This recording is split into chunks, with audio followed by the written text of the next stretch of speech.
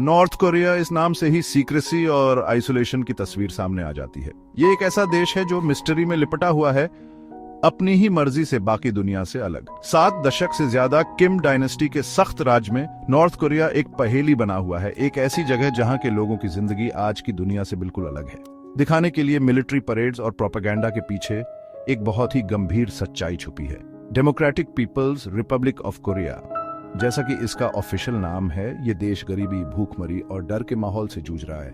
इस वीडियो में हम सीक्रेसी की परतों को हटाएंगे और किम जोंग उन के राज में जिंदगी की असलियत दिखाएंगे। हम आम नॉर्थ कोरियन लोगों की मुश्किलों, प्रोपेगेंडा और ह्यूमन राइट्स अब्यूसेस के बारे में जानेंगे, जिनके लिए इंटरनेशनल कम्युनिटी ने उनकी आलोचना की है। हर्मिट किंगडम के सफर के लिए तैयार हो जाइए, जहां इंसानी आत्मा एक दबंग सरकार के साये में जीने के लिए मजबूर है। किम जोंग उन, किम डायनेस्टी की तीसरी पीढ़ी, अपने पिता किम जोंग इल की मृत्यु के बाद 2011 में सत्ता में आया। किम जोंग उन ने अपने पिता के मरने के बाद सिर्फ 27 साल की उम्र में नॉर्थ कोरिया का नेतृत्व संभाला। उस समय दुनिया भर के लोगों को शक था कि क्या इतनी कम उम्र का व्यक्ति इतने कठिन और अलग देश को संभाल पाएगा। कम उम्र और पॉलिटिकल एक्सपीरियंस की कमी के बावजूद उसने जल्दी ही अपनी पावर स्ट्रांग कर ली और अपने आप को एक कठोर और चालाक नेता साबित किया।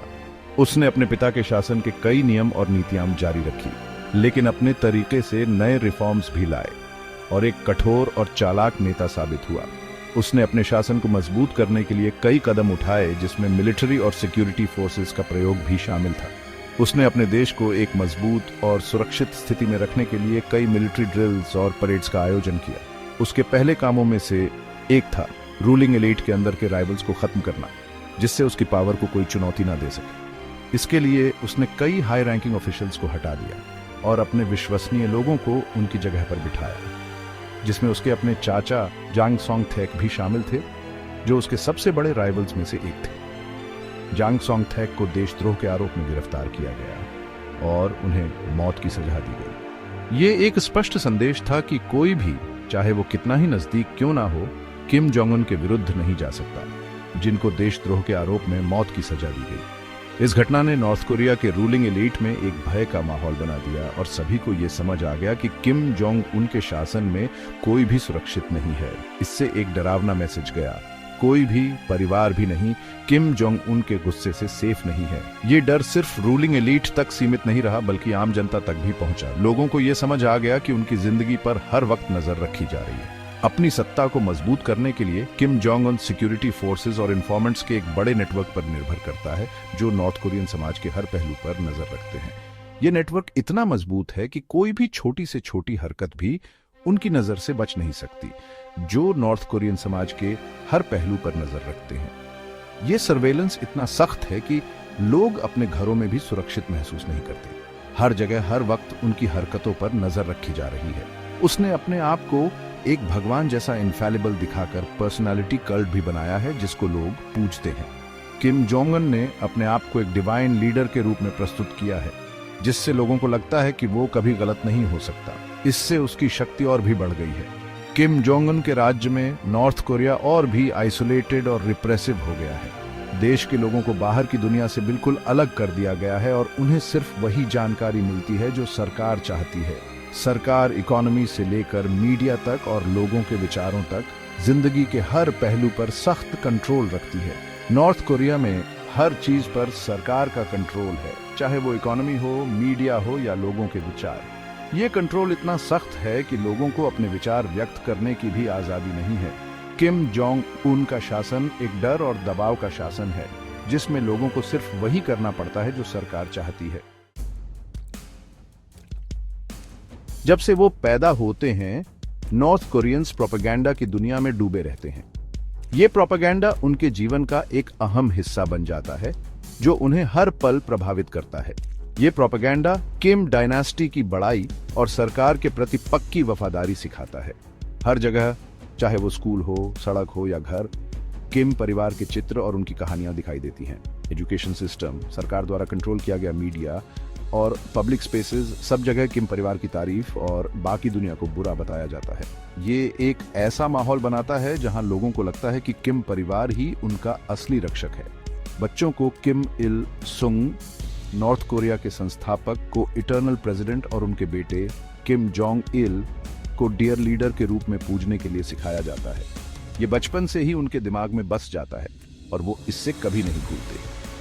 किम जोंग उन जो अभिनेता है, उसे इस लेगेसी का सही वारिस, एक ब्रिलियंट स्ट्रेटेजिस्ट और दयालु पिता के रूप में दिखाया जाता है जो देश को समृद्धि की ओर ले जा रहा है। उनकी छवि को इस तरह से बनाया गया है कि लोग उन्हें अपना महान नेता माने। प्रोपेगेंडा सिर्फ सीधे मैसेजेस तक ही सीमित नहीं है, ये हर तरह के क्रिएटिव मीडियम्स में भी दिखाई देता है, जैसे कि आर्ट वर्क, सॉन्ग्स और परफॉर्मेंसेस। ये सब मिलकर एक ऐसा माहौल बनाते हैं जहां लोगों को लगता है कि किम परिवार ही उनका सब कुछ है। ये रोजाना जिंदगी के हर पहलू में मिला हुआ है, स्कूल में बच्चों के गाने से लेकर पब्लिक बिल्डिंग्स की आर्ट तक। हर जगह हर पल ये प्रोपेगेंडा लोगों के दिमाग में बस जाता है और उन्हें प्रभावित करता है। इसका मकसद एक ऐसा समाज बनाना है जहां किम परिवार का सिर्फ सम्मान ही नहीं बल्कि पूजा की जाती है। लोगों को लगता है कि किम परिवार ही उनका भगवान है और उनके बिना उनका जीवन अधूरा है। प्रोपेगेंडा का नॉर्थ कोरियन लोगों के दिमाग पर गहरा असर होता है, उनके रियलिटी के नजरिए को बदलता है और उनकी सोचने की क्षमता को सीमित करता है।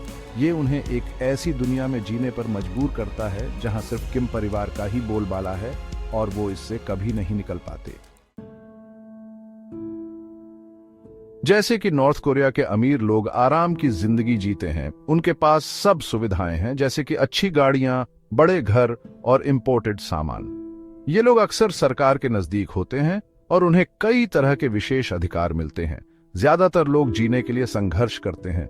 उनके पास न तो अच्छी नौकरियां हैं और ना ही जीवन की आवश्यक सुविधाएं।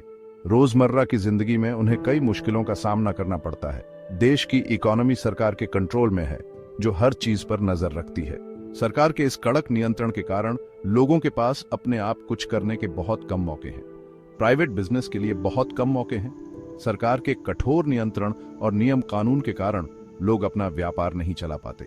ये व्यवस्था लोगों को अपने पैरों पर खड़ा होने से रोकती है। ये इंटरनेशनल सैंक्शंस और मिसमैनेजमेंट के साथ मिलकर गरीबी और भूखमरी का कारण बनता है। इंटरनेशनल सैंक्शंस के कारण देश में बाहर से सामान नहीं आ पाता और जो कुछ भी मिलता है वो बहुत महंगा होता है।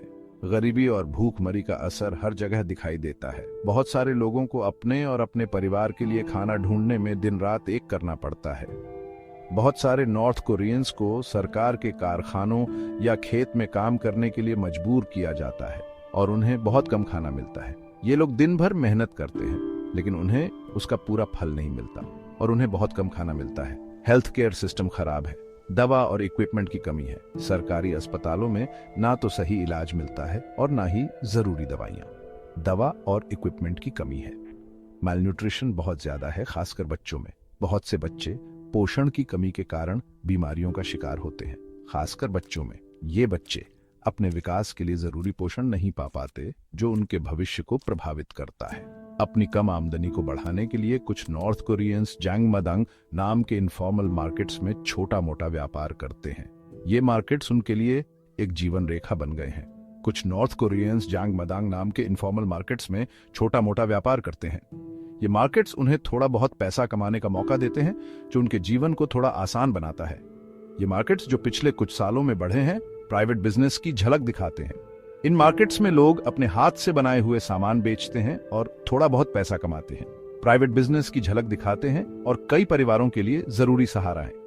ये मार्केट्स उन्हें जीने का एक नया रास्ता दिखाते हैं और कई परिवारों के लिए जरूरी सहारा है। लेकिन ये मार्केट्स भी सरकार के नियंत्रण से बचे नहीं है। सरकार इन पर भी नजर रखती है, लेकिन जीने के लिए किए गए ये छोटे काम भी सरकार द्वारा देखे जाते हैं। सरकार किसी भी ऐसी एक्टिविटी से डरती है जो उसके कंट्रोल को कमजोर कर सके। सरकार किसी भी ऐसी एक्टिविटी से डरती है जो उसके कंट्रोल को कमजोर कर सके।